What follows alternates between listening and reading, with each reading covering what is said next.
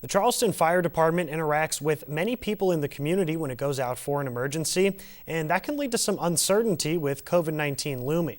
I spoke with the department today to see what it's doing to prevent the spread of this deadly virus. I mean, you just never know who you're going to run across. That's the risk emergency crews run when they respond to calls during the pandemic. And that's why Charleston Fire Chief Steve Bennett says something like this can happen to responders.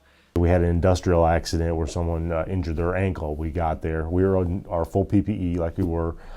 Came to find out later, he turned up to be positive.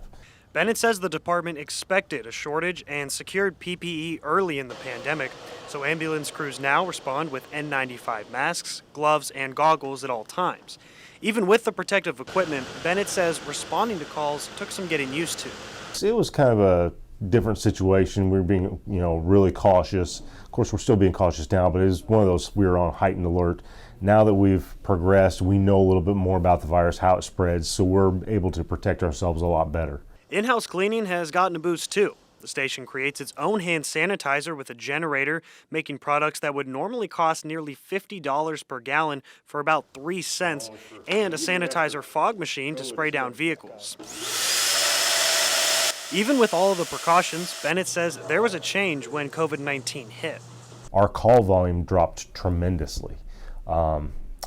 My guess is people didn't want to go to the hospital because they were afraid if they went to the hospital they might come down with it. He says those numbers have returned to normal, and he wants the community to take advantage of the resources.